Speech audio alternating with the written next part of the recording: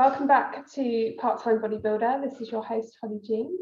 I am joined today by Laura from Get Bronzed. I'm very excited to have her on, and I think I'm definitely going to learn some stuff today.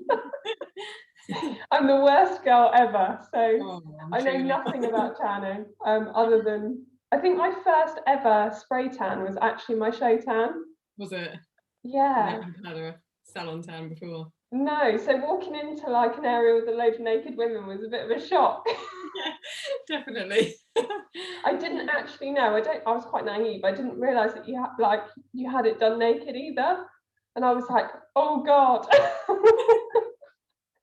Here we go. So that was baptism by fire. Good introduction, yeah. Yeah, definitely. Definitely get to know people a bit better on show. Yeah, exactly. Everyone always makes friends in the tanning tents, yeah. It's a bonding experience. Yeah, exactly. So I thought we could start with a bit of an introduction to yourself and how you got started with Get Bronzed. Okay, so so I'm Laura and I run Get Bronzed. It's been going for about 8 years now. It wasn't really kind of a big career plan or like a lifelong dream or something that I thought of as a child or anything as my career. It kind of just ended up falling into it really, I guess. My kind of degree was psychology. I worked in a prison for young children, like 15, 18-year-olds. After finishing my degree, kind of focused on criminology and helping young people in custody and on release and things like that. So that was kind of always my career focus. And Ryan, my husband, and I, he's an IFBB pro. We met while he was working in the prison as well. And he was working in the gym in the prison. And he started competing just after we kind of met and rocked up to his first show with no tan, no plan at all, no idea about posing or anything, you know, just kind of rocked up and did quite well and ended up kind of traveling all over the world competing in. At that point, we realized that he needed a tan. So I used to like manually kind of just paint it on him, you know, just totally manually do the whole thing at the hotel rooms and stuff. And then, yeah, I fell pregnant with my son like 8 years ago and decided really that I just wanted a bit of a career change at that point. The working with young people was getting quite soul destroying a lot of the time. Just needed a bit of a change. I kind of felt like I couldn't help anymore because I just, you know, it's really difficult to help children that are kind of in trouble, and if they're not ready to change, I found it quite hard. So yeah, it was actually Ryan. I think we were in the car one day and he was judging at a show and I was kind of going to help out backstage, and he was like, well, why don't you just do the tanning? And I was like, yeah, I suppose so, I could do. And kind of I was working backstage at a couple of shows already at that point, so I had quite a few contacts in the industry, and I spoke to a few of them, and I said, you know, if I set up my own company, would you have us, like my company, as your official tanners? And everyone was quite on board with it. And so I went off when I was 8 months pregnant with my son, who's kind of now 7, and got my tanning qualification, my first tanning qualification. Amazing. Yeah, so he was born in the January, and then I went and did my first show in the March, kind of 8 weeks later, just did my first show. It was a university show, kind of went on my own, rocked up, tanned everybody at the show. There was about 30 people at the show at that point. It was quite a small show. Tanned them all, just there with my one tent, my fan on my own. One-man band, that's kind of how it started. And obviously then it's just developed and grown over the years to what it is today. So, I bet it's so different doing it now than it was then. It's like going from you on your own to like, yeah, definitely. How many tanners do you normally have now? It depends on the show, like sometimes kind of 4 or 5, and then obviously like at a big show, I think the biggest one would have been like the end of 2019. There was the Amateur Olympia, Two Bros Amateur Olympia. That was about 300 athletes or so. So obviously we had quite a big team there kind of for each day and to help with all the glazing and backstage and stuff like that. So yeah, it's just grown over the years. You know, I've lots of changes over the years with kind of staffing and different federations I've worked with, and never on any bad terms with anybody. In fact, I talk to nearly all the federations still and the staff I've worked with before. But you know, things change generally for my lifestyle as well and my family and stuff, like things like that. But yeah, I'm really happy with where it is now, and that's how we started. It's amazing how you can like almost fall into something. It always finds you sometimes, doesn't it? Yeah, exactly, that's it. Yeah, it was like I say, never kind of a plan, but absolutely love it. Like I kind of went on my first tanning course, and since then I've kind of done, you know, lots of other ones with different tanning brands, lots of the main kind of competition tanning brands I've been trained with. Yeah, and you know, you learn something new all the time as well. You know, I always do. And yeah, I just love being part of that process of, I know I haven't competed myself, but I know my husband's competed since 2009 or something, I don't know, like a long time. And so I know the process. I know it's not the same, having not done it myself, but I've seen the process and the work and dedication that goes into it. So I really appreciate that, and kind of make sure that everybody looks their best for the stage is a really important part. So I think it's like the finishing touch, isn't it, after all that hard work? Yeah, and you know how important the tan is as well. Yeah, like it does. Exactly. You know, it's I mean, all about if you rock up with that one, you're going to be in trouble. yeah. or a bad one, you can notice, can't you? Yeah, definitely. So what federations do you work with now? I know you do all the two bros. Just all the two bros now, yeah, just all the two bros. That's all. Kind of at the end of, would have been the end of 2019, I suppose, seeing as last year was just a weird one. Kind of forget that there was even a year there, don't you? But end of 2019 is when I stopped and kind of said no to working with another federation as well, just purely because they kind of both brought their calendars out and both had you know, even more shows planned for 2020. And I've got kind of a family and kids there at school, so I want to spend the weekends with them too. I don't want to be away every weekend. So doing kind of 25 shows in that season is enough, you know. Yeah, and I like to be at all the shows. That's the problem. It's a bit of a control freak thing, I suppose, in me. I am fully aware that if I plan the event and do all the admin, and the staff could totally run the whole thing without me being there personally. But with it being my brand and my company, I want to be there. And so, yeah, that restricts me a little bit at that point, but it's my own fault. And when you're in the height of the season as well, it is like almost every other weekend, isn't it? So... Yeah. And there's a lot of prep that goes on in between. Like a lot of people probably, you know, think, oh, you know, you're just there at the show and you tan and that's it. And obviously, like for the girls that come to the shows to tan for me, that is what they do. They kind of come to the show, they tan, and then they leave. But I take home everything, like, you know, all the towels, all the tents, all the kit I have to sort through and clean everything. I do all the admin, I do all the marketing, I do all the emails, I sort out all the appointment systems, you know, everything. So there's a lot that goes into it behind the scenes as well. So it does get quite all encompassing in that season, like you say. And all the people asking questions with Prep Brain as well. People asking a lot of questions. Yeah. Yeah. So hopefully we'll answer some of those today to empty out your inbox a bit. Yeah. So I thought we'd start from the beginning, so with skin prep. So what do we need to be doing? How far out do we need to do it? Mm-hmm.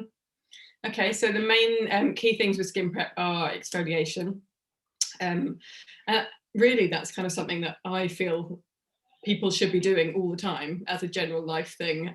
But if you're not already, like kind of once or twice a week, basically it's like literally just getting the dead skin cells kind of off your skin. And that should kind of be done at least once a week generally, just to kind of keep your skin looking fresh, really. But yeah, if you're not already, then that would be something you'd want to start at least kind of, I'd say 8 weeks out, really, ideally. If you haven't and you're a week out now, still do it. Yeah. But if you're listening to this and you're kind of a little bit further back, you know, also still start then. And like I say, doing it kind of once a week, leading up to twice a week, leading up to the show. It's literally just with an exfoliator you can buy in kind of any supermarket, really. It doesn't have to be anything special. There's ones that we recommend that work well with our tan, but, you know, lots of federations use different tans, and any exfoliator is going to be good. It's worth doing. So that's the key thing to start with. It's just kind of getting rid of those dead skin cells sitting on top of your skin, because you want the tan to sit kind of totally onto fresh, clean skin. So you'll be doing that exfoliation, like I say, kind of once or twice a week leading up to the show, and then kind of about 2 days before the show or the day before the show, the day before your first tan, sorry, also doing that exfoliation. So that's one key thing with skin prep. And the other is moisturizing. So really, again, everybody should be moisturizing daily after kind of a shower. That would be ideal. Kind of locking in the moisture and hydration. The worst girl ever. Started going, I need to start exfoliating, I need to start moisturizing. Oh, well, if you're doing this fine, but ideally people would.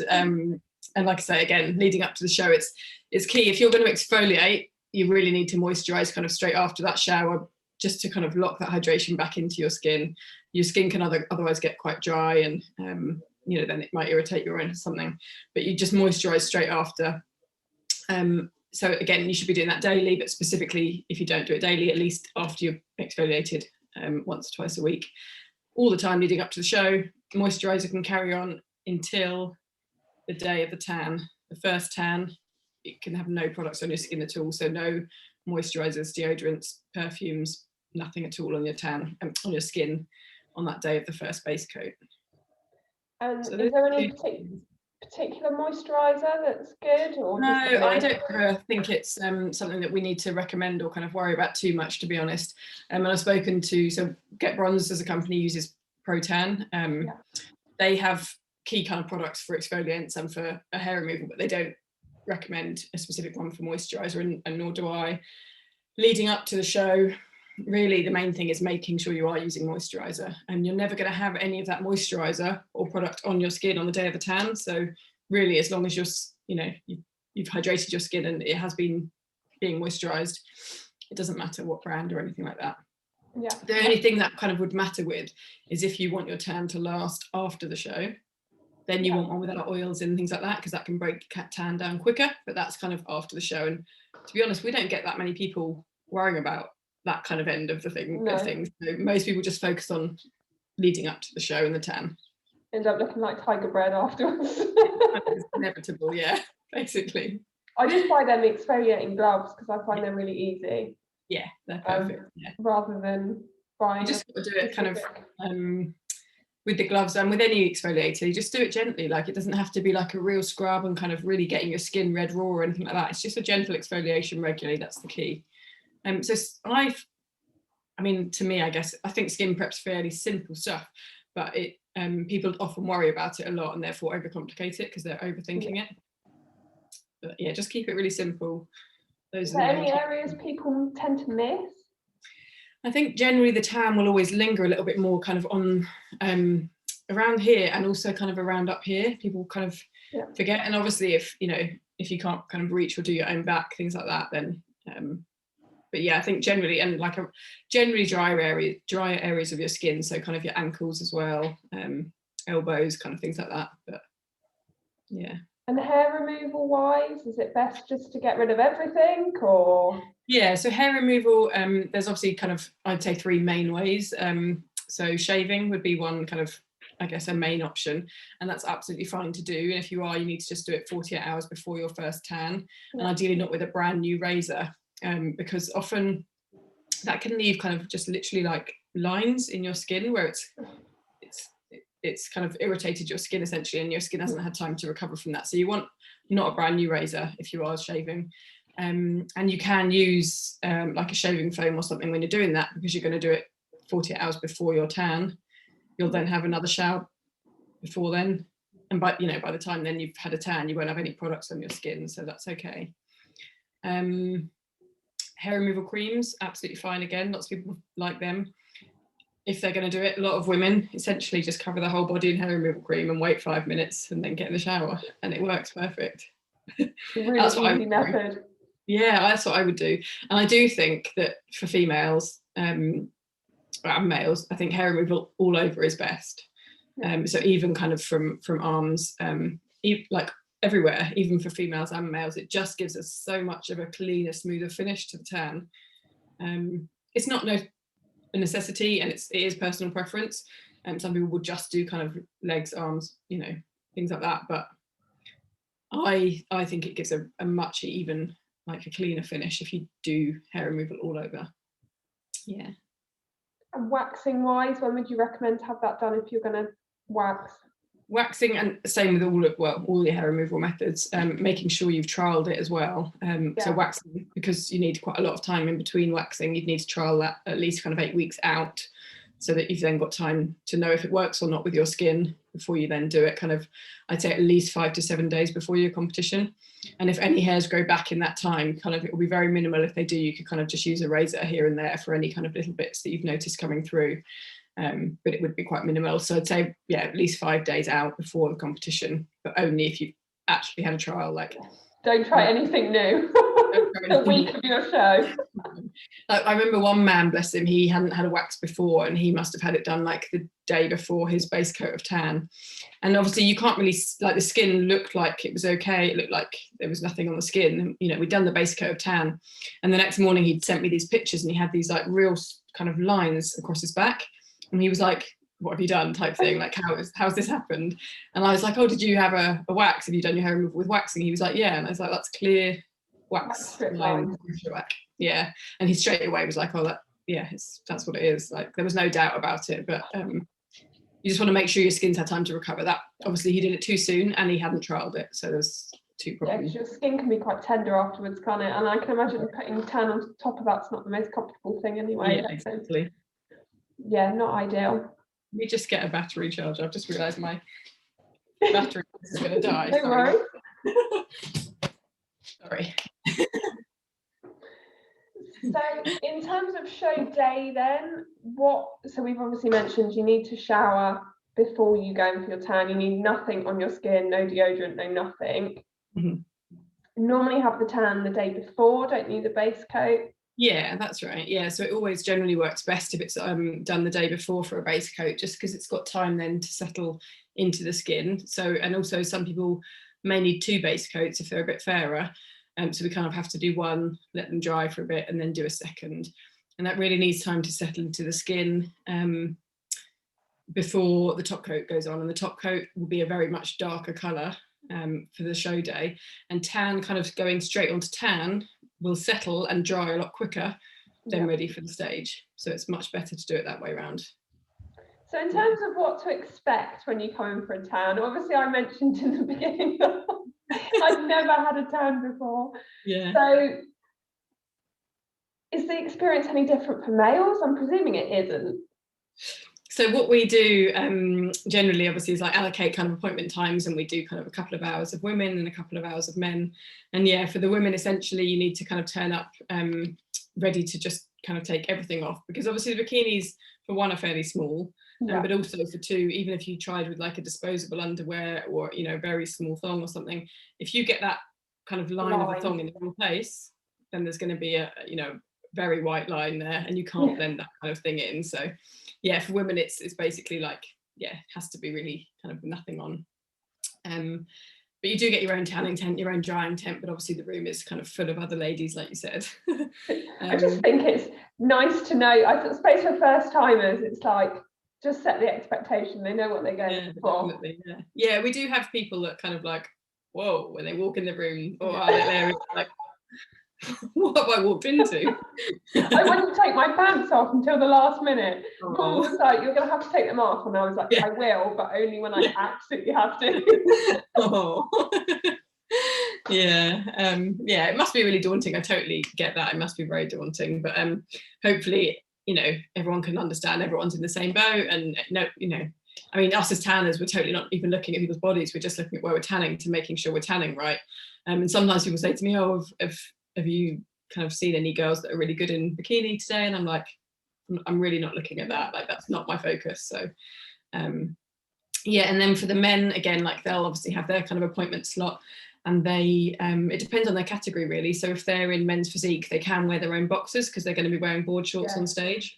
We just need to make sure that they're kind of quite low at the top, because their board shorts often kind of hang quite low, so you don't want any lines kind of around their bum or anything. Yeah. And then for men's classic and men's bodybuilding, we kind of provide them a sock just for coverage, and then everything, like, otherwise everything's off. Yeah, I think I've seen some of the men holding up their socks on Instagram. Yeah, we got superhero socks, which they quite like, choosing a superhero, and you just have to go with it. Yeah, and again, they kind of use that as a little momentum or a memory from the day. I think once you've had it done once, you're just used to it. Like now, it doesn't faze me at all. I'm just like, oh, it's just part of show day, and everyone's in the same boat. Yeah, I do think sometimes if you've never ever, like perhaps you mentioned, if you've never ever had a spray tan before in your life, which obviously probably more majority of men kind of won't have, as well as, you know, a lot of women that we see, I do recommend people, you know, perhaps just going down to the salon on the high street, kind of near wherever they live, you know, before a check-in or posing practice or whatever, and just having a spray tan.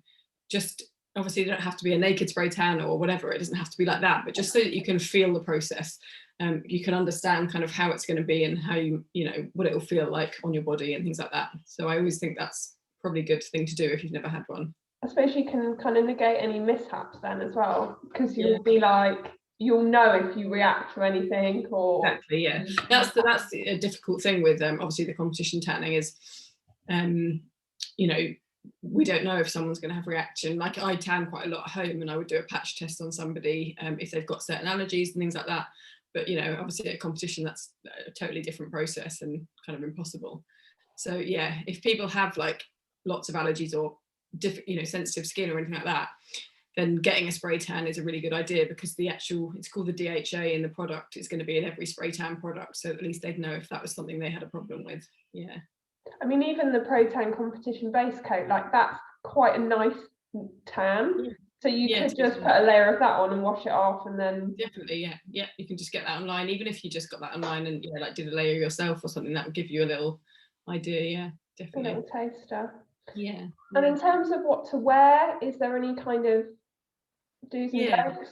Yeah, definitely. I mean, the main key thing is like loose, lightweight clothing. That's like the key things to remember: loose and lightweight. And like when I say loose, I do mean like loose. Like people turn up with something, they're like, oh no, it is loose. I'm like, compared to like a crop top or something, but it's not actually loose. Like it's really not loose at all. I'm like, and it kills me inside, because I'm like, you're just wasting time. Like, it's just gonna take the tan off. Like there's no point. So yeah, the key thing is loose. So you want it something that's like a few sizes too big for you type thing. Yeah. So I'd recommend always top half, really loose, lightweight, kind of long sleeved top, like a big kind of t-shirt top. Like you want cotton material, lightweight cotton material. Couple of sizes too big for you. Old, dark. It doesn't have to be a dark material, but it's just so that there is going to get tan on it, just so it doesn't look so nasty if it's white with tan on, really. And then on your legs, again, you do want long legs. I never know how to say that, like full length. Full length. Yeah. Full length kind of trousers. And again, I would say like go to Primark or somewhere and get like pajama bottoms that are a couple of sizes too big, that are drawstring waist, so you can adjust the kind of waist. It's not you don't want an elasticated waist that's going to just kind of have to cling onto you and possibly leave marks, or anything with like kind of tight cuffed ankles or anything like that. So just like literally a pair of, you know, male or female, just pajama bottoms, a couple of sizes too big with a drawstring waist. That would be perfect, that you've washed through. You don't want anything brand new. So obviously it's fine to go and get some brand new clothing for the tan, but make sure you've washed it through a few times before you come to your competition with it. And you also don't really want anything that's like a red material, so not like a red t-shirt or red bottoms, because it can affect the colouring in the dye of it, can sometimes affect the tan a little bit. Oh, that's interesting. So yeah, again, if it's quite old and some, you know, then it's probably been washed through enough times, it's probably okay. But yeah, just ideally just avoid red material. That's a really good shout about making sure you wash stuff beforehand, because I can just imagine someone wearing like fluffy tracksuit bottoms or something and ending up with black fluff behind their knees. Yeah, that's literally like my worst nightmare. So it happens so often. The men can turn up in these fluffy tracksuit bottoms or a fluffy hoodie, and they take it off before we've even tanned them, and they're already like fluff stuck to them already. And I'm like, "Are you wearing a brand new hoodie?" And they're like, "Yeah." So we kind of get all this fluff off them. I know, it's like that's not the material you want. You want something like cotton, kind of just, you know, that thin layer of cotton. That's all you need. But if they have worn that, well, obviously they get the fluff off them, we'll tan them, and then what they'll have to do is wear that item of clothing inside out. So either their trousers or their hoodie, they'll have to wear it inside out after the tan, if they've got nothing else to put on, because otherwise the fluff will just stick, like you say. What do you recommend shoes wise? Because I always wear flip-flops, but the weather's always been good when I've had a tan. So I do think, what if it's raining? What would I wear on my feet? Yeah, it's a tricky one. I mean, flip-flops are essentially what we would recommend, and they're ideal. But if you are competing in the winter, or it's raining, or, you know, your feet get particularly cold kind of at night times or backstage or something, those like fluffy bed socks that don't really have too much of a cuff around the ankle, like around your calf or leg, they're not too tight around there. So kind of a big fluffy bed sock would be okay. And some people kind of wear their Uggs or something like that in the winter. Those kind of things would be okay. Yeah, Otherwise, Primani's your best friend. Big baggy top, big baggy trousers, and bed socks. Definitely. Like, I always just think some people probably, you know, they'll worry that they've got to register at the same time as their tan, or, you know, there might be judges around or whatever. But honestly, literally nobody is judging you apart from the minute you're on that stage. Like, you could be, you know, yeah, it just doesn't matter what you're wearing. The key thing is to protect the tan. And to be fair, there's no making yourself look good when you've got diet face. You've had to wash all your makeup off and all, like any product off you, and you turn up with your big baggy clothes on. Yeah, exactly, that's it. And the other thing is, like, backstage, we've had it a couple of times recently. Obviously it's a bit difficult at the moment because of restrictions on numbers at venues. Everybody can't just kind of be in the venue at one time, so lots of people might have to have their top coat of tan, and then they might have to go and wait outside for a couple of hours, or out of the building for a couple of hours, whether that be in their car or go back to a hotel, or if they don't have anywhere, just outside. That's kind of, I don't know where they may go, but and some people, which is fine backstage, wear those kind of either silk or cotton robes, like dressing gown kind of robes, and that's really good for backstage. It's great. But if you're going to then go outside and it's raining, don't just leave that robe on and go out in the rain. Like, we've had it like the last show, and about 3 or 4 different girls came in, and, you know, just raindrops all over them. It's something we can fix, but I'm like, do you not have the long clothes you wore yesterday? And they're like, yeah. I'm like, then wear it before you go back outside. Wear them, please. Yeah. So it's just thinking about kind of protecting the tan, and just remembering really that nobody minds what you look like or is judging you at that point. It's just, comfort is key on the day. Exactly. And bikini wise, I'm presuming don't put it on until the last minute, because I mean, basically what we generally try and do is, so obviously you've had the base coat the day before the show, you sleep in that, you don't shower.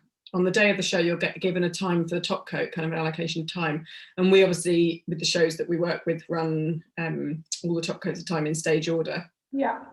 And we generally kind of do the tans on the top coat about 2 hours before the stage time. So you'll have your top coat of tan about, approximately 2 hours before you go on stage. So you wouldn't want to put your bikini straight on after your top coat, but give it an hour or so, and then you can kind of pop that on and do some posing practice or whatever. It's fine. Yeah. So once you've had your, I'm jumping around here. Once you've had your base coat, is there any kind of things that people do that mess up their tan? Like, is there anything you can do to take care of it a bit more?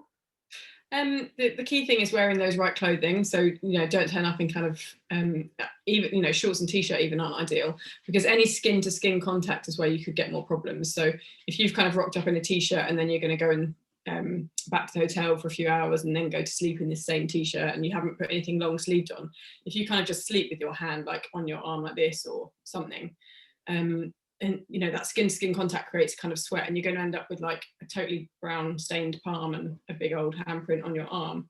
Whereas if there's that cotton kind of clothing in between that's creating that barrier, you're really unlikely to have that problem. Same with your legs, kind of, you know, your legs are kind of touching when you're sleeping or something, and you've not got that barrier of clothing in between, you could end up with kind of some tan marks there. So really you want to be sleeping in the long loose cotton clothing and avoiding water, making sure you kind of don't either sweat too much or anything. You're not going to go and do a workout. Don't have a shower. Be careful when brushing your teeth. Lots of people would just brush their teeth without water.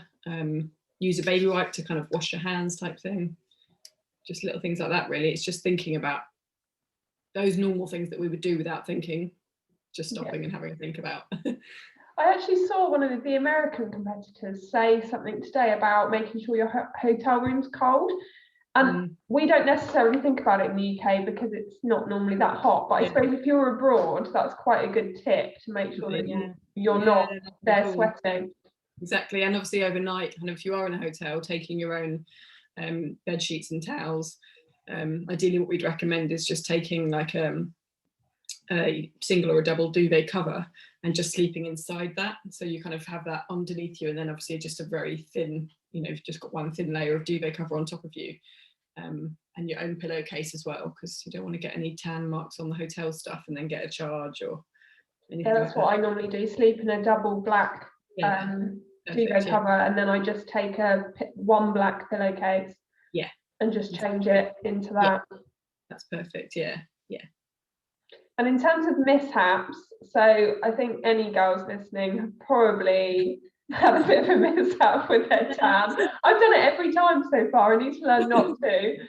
Oh. All that sort of stuff is fixable, isn't it? All fixable. I mean, I think everyone competing for the first time, like they get worried. They're like scared that they've, you know, messed up the whole show because they've weed on themselves. And I'm just like, oh, come in, we can fix it. Like, keep going. And next person, same problem. Like everybody does it. It's so common. So yeah, it's nothing to worry about or be embarrassed about. Literally just kind of come the next, well, essentially, most people don't seem to have too much fun with the base coat, and obviously the top coat goes on so much darker anyway, but it's just in that time before stage that that it can happen. But you know, us and all tanners kind of will always be there backstage for that reason. We're there to do the touch-ups, and we can fix kind of any kind of wee marks on you, raindrops, little water splashes, most things we can fix. There's certain things that are a bit more tricky and or impossible actually. So some things like honey, some people have like honey on a rice cake or something and maybe like get a little bit on them, and that's something you can't then take off. And if you try to move it, or you just can't, you're going to make it even more of a mess. And if you spray more where there's like honey or something, it's just going to get darker and stick up more in that area. So those are kind of things to be aware of eating certain things. Obviously still eat them if they're on your plan, but just be careful. And like bikini bite, again, it's just we've had it a few times backstage where girls have got a brand new one or one that they've not used for like a whole season, and the roller's got a bit stuck, and they'll kind of be pushing at the roller, and it's happened literally at least 3 or 4 times backstage where they've kind of pushed the roller's flown out and the bikini bite's kind of all over them. And again, it's just a glue. You can't take that glue away from the tan at that, so you can't change that. So it's just being mindful of those things and asking for help if you need it. Yeah, I think the key is with most mishaps, don't panic and just come and find you guys and shout as early as possible. Yeah, that's the thing. I think, yeah, exactly that. Like, don't wait until you're like called for stage to then get something fixed. Like, do it when you see it. Don't just kind of sit there and think, oh, I'll do that in a minute, and then you get called to go and queue up and you're like, oh, I didn't get that fixed yet. Yeah. Just come and get it done. And glaze, that's really easy, isn't it? It just goes on pre-stage. Yeah. You guys literally, like, generally you kind of get called for your category, and well, the backstage staff will kind of say, go and get your glaze now, and then queue up backstage type thing, and there'll always be somebody there glazing. Takes a couple of minutes. You want to be in your stage wear, whatever that may be, ready for stage essentially at that point. You can still pump up after the glaze, so you kind of do that while you're in the queue. But yeah, it takes a couple of minutes. It just brings out a really nice shine to the tan, so the tan itself can be a bit dull looking, I guess, if it hasn't got that glaze on it, especially when the lights hit you. So yeah, the glaze just really helps with that process. So it's definitely worth getting. Some people like come and say, I only want it on my like delts and glutes or something, and that's fine. If you have a preference, you know, that's anything we can work with. Yeah. Same with the tan. Like some girls say, I don't want any on my face. It's not a problem. You know, just people can let us know what they want, and that's fine. It's good when people know what they want and they've done it a few times and know what works best for them. So yeah, definitely. And so when people come off stage, I suppose we've said about looking after it. So if you want to make sure that it lasts, moisturizer with one with no oil. Oil free, yeah, that's right. So I mean, you're obviously going to just have a shower that evening, just like kind of either cool water, or you can use shower gels, but ideally just cool water kind of really. And then moisturize is key, but yeah, with an oil-free moisturizer really. And just really over the next kind of 5 to 7 days, the less you scrub your body with like even just like a body puff kind of scrub, try and avoid those kind of things, because they'll kind of start breaking down the tan. And if you've got a towel and you start kind of rubbing the towel on you, that's going to start breaking down the tan. So you know, it's kind of towel dry, don't scrub too much, moisturize, and it'll last a bit longer over the next kind of 5 days or so. But you will get to a point where it's got to come off. Like, yeah, it's going to be too dark for most people's skin tones, and it's going to start noticing. So at that point, just exfoliate it off. Yeah.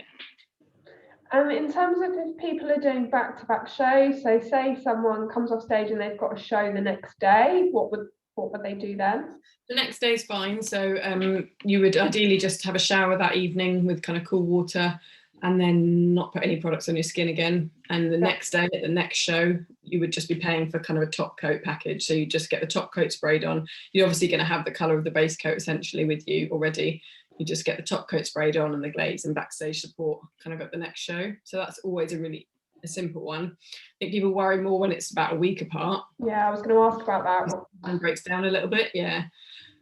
And to be honest, ideally, I mean, it's never going to last. So I think some people think they could perhaps get away with not getting another base coat at that point, but it's just not, it's not possible. Yeah. You'd have to pay for a full package at both shows essentially, or do your own base coat or something. But you ideally want to get most of the tan off in that week as much as you can, but not to the point of like scrubbing your skin raw. Like you just want to exfoliate gently, but kind of daily, but nice and gently daily, still moisturized. The tan can really dry out the skin. The agents in it are quite drying, so that it's quick drying for stage and things like that. So you want to make sure you're really moisturizing in that week, but exfoliating gently to get the tan off. If there's going to be little tan areas left around kind of ankles and knees and shoulders and things, you know, a new tan will be on it and will be way darker than little patches of it that are left. So it's fine. It's nothing to worry about, and don't kind of scrub at them until your skin's getting really red and raw, because that a new tan will not sit well on dry, like damaged skin. Yeah. You want to keep it nice and fresh. So yeah, I've never done it before, but I've got shows kind of 2 weeks apart this year, so it'll be quite interesting to like do it myself. Yeah, you'll be able to, it's fine. So I had a few questions come in on Instagram, which we can finish off with. So one was really sweet, actually. I thought this was a really nice question. She was saying how great you are backstage, and what could we as competitors do to make your lives as a team easier? Oh, that's a hard one. Mainly like just listen to everything we've said. Read the information that's given to you. That's the key thing. Like, to be honest, most people do like skin prep. They do kind of read the information, I think, and do their skin prep these days. But I guess it's more like the clothing advice and stuff like that. People just still want to kind of, I think people, like I said before, I think they're worried about what they look like, I guess, turning up to registration and tanning and seeing other people. Yeah. So they'll kind of try and make a little spin on the clothing advice and not take it quite so seriously. So yeah, that's one thing, because that's a really key thing. Like after the tan, that's the only way to protect it, really. So yeah, read all the information is the main thing, and ask questions in advance. Like say at least a week out. Well, we generally give our appointments a week out, and makeup and hair would be similar. So at that point, you should be able to kind of write a little plan of what you're doing on the show day to make sure nothing clashes and it all doesn't kind of go wrong. So at that point, you can ask questions and say, can we change my tan time, or can I come earlier or later, and things like that, and just ask those questions then, rather than kind of at your base coat saying, oh, I can't come tomorrow at this time, can I change things? And you know, it's better to know in advance, really, and ask those questions in advance. I was just thinking about that, actually, because sometimes you do get kind of everything a week out and things do clash, like registration can be at a certain time or whatever. So that's quite a good one to just make sure that just make a little plan at that point. You've got all these times, just write it all out, how it's going to work, and just, you know, if you're having makeup and hair off site or something, how long it's going to take you to get back for your top coat, or vice versa, and just check it works. And things like the top coat of tan, you know, we can change, and we definitely will be able to change, but we use 2 different top coats. So there's a top coat that we'd use for like the bodybuilders and classic, and then for female we'd use it for physique and wellness and women's bodybuilding and things. That's a different tan to what we'd use for bikini and for men's physique. Yeah. So if you kind of just turn up without telling us and go into the slot with a different female category, you possibly would get the wrong tan if we didn't know. It's a darker tan, isn't it, for the exactly. kind of women's physique bodybuilding classic. Yeah, that's it. Yeah, so just ask in advance, say, can I come for my top coat at the same time as women's physique, but I'm in bikini? I'll just put a note on our kind of spreadsheet so that when you come in, we know, and we can just make sure whoever's doing your tan changes their tan or whatever for you. So, yeah, perfect. That's all really. I mean, yeah, it's just reading the info, I guess. Reading the emails. Like, yeah, people just don't read the emails. And I suppose knowing I know the emails are long, but like they're the information you need. And I suppose knowing that you'll get your slot a week out, because I can imagine a lot of people get very eager at, say, 3 weeks out, and they're like, where's my appointment? Where's my appointment? Yeah, I get that a lot. Yeah, we do get that a lot. That's a really big question, actually. And it's really hard, because we obviously are working alongside the federation, and they'll give us a kind of time slot to tan alongside registration, and it all kind of fits together perfectly, but we don't have all that information until a week out. So yeah.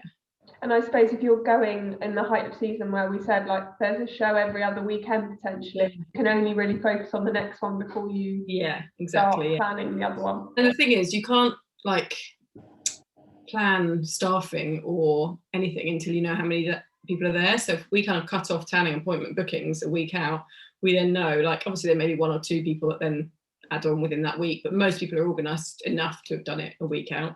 Yeah. Then I can organise kind of exactly the amount of staff I need and allocate the appointment times at that point.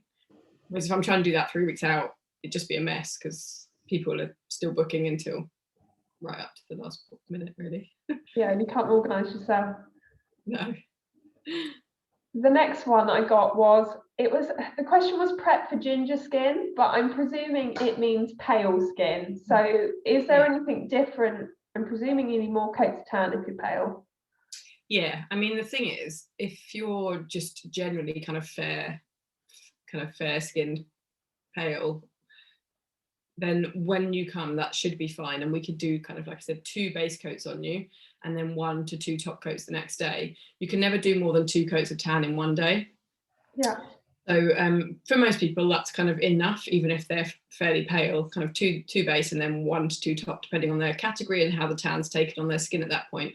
But we have had some ladies, and we obviously always will have some ladies and men that are like really pale, like really, really fair.